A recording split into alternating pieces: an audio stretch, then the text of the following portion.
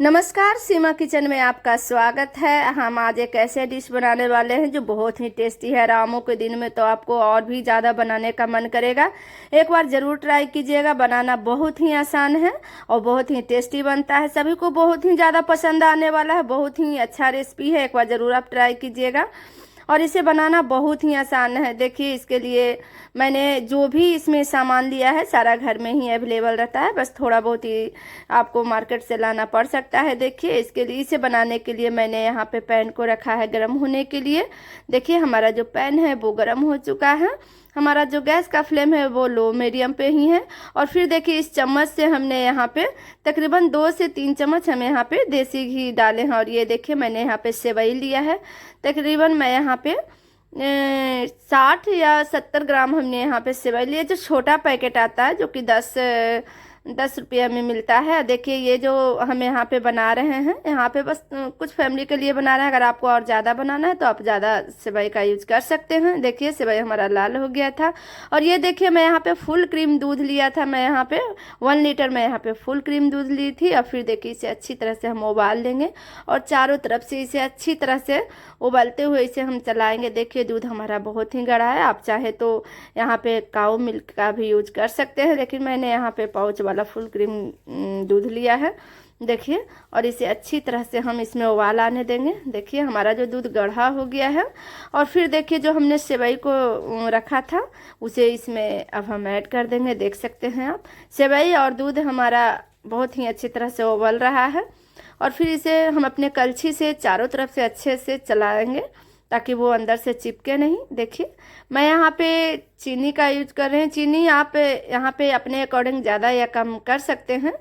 ये अगर आप कम मीठा खाना पसंद करते हैं तो कम रख सकते हैं। और ये देखिए, मैं यहाँ पे ठंडा दूध ली हूँ और ठंडा दूध में मैं यहाँ पे कस्टर्ड पाउडर डाल रही हूँ, जो कि 2 चम्मच हम यहाँ पे कस्टर्ड पाउडर ऐड कर रहे हैं। देखिए, इसे अच्छी तरह से हम मिला लेंगे ताकि इसका गुठली ना बने। एक चीज़ का आप ध्यान रखिएगा।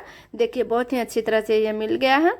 और फिर देखिए, हमारा जो यहाँ पे सेवई है वो अच्छी तरह से गाढ़ा हो गया है। फिर इसमें हम हल्का धीरे धीरे करके जो हमने दूध में कस्टर्ड पाउडर को रखा है घोल बना करके, उसे भी इसमें हम ऐड कर देंगे। देखिए, जैसे ही हम कस्टर्ड पाउडर को ऐड करते हैं, हमारा जो सेवई है वो देखिए कितना गाढ़ा हो गया। देखने में ये कितना सुंदर लग रहा है, उतना ही टेस्टी ये खाने में भी है।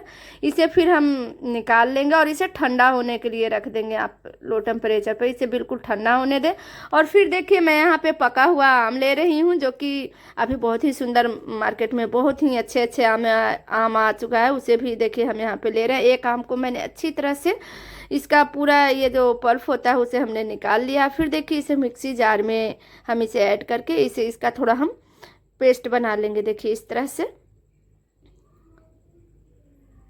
देख सकते हैं आप, बहुत ही जल्दी बन जाता है क्योंकि आम बहुत ही पका हुआ आम बहुत मीठा है।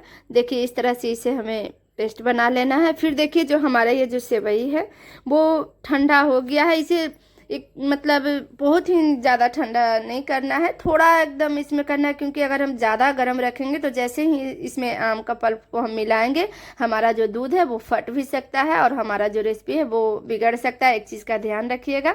देखिए, हमारा सेवई है जो कि ठंडा हो चुका है। और फिर देखिए, इसमें जो हमने आम का पल्प रखा उसे अच्छी तरह से हम इसमें मिला लेंगे। इतना आप ठंडा कीजिएगा जबकि आपकी हाथ मतलब सहन कर सके। लो टेम्परेचर पर तकरीबन 30 से 35 मिनट तक आप रख दीजिएगा और हल्के हाथों से चलाते रहेगा। सेवई बिल्कुल ही ठंडा हो जाएगा। फिर इसे देखिए, हम अच्छी तरह से आम और सेवई को अच्छी तरह से मिला लेंगे। और मैंने यहाँ पे एक आम को थोड़ा ऐसे ही कट किया था, छोटे छोटे टुकड़ों में। मेरा यहाँ पे थोड़ा ज़्यादा छोटा हो गया। अगर आप चाहे तो थोड़ा बड़ा भी रख सकते हैं। उससे क्या होगा कि आपका जो रेसिपी है उसमें काफ़ी अच्छा टेस्ट आने वाला है। और फिर देखिए, मैं यहाँ पे बादाम को यहाँ पे छोटे छोटे टुकड़े में कट कर लिया है, उसे भी यहाँ पे ऐड कर रही हूँ। देखिए, और फिर सारे चीज़ को हम अच्छी तरह से मिला लेंगे। देखिए, कितना सुंदर देखने में लग रहा है, बहुत ही टेस्टी बना है। एक बार आप ज़रूर ट्राई कीजिएगा। और फिर देखिए, इसे आप फ्रीज में जा कर के रख दीजिए। फ्रीज में तकरीबन 2 से 3 घंटा तक इसे आप ठंडा होने दें। उसके बाद इसे सर्व कीजिए। बहुत ही टेस्टी लगता है। बच्चे और बड़े सब इसे बहुत ही ज़्यादा अच्छी तरीक़ा से पसंद करेंगे। एक बार आप ज़रूर ट्राई कीजिएगा।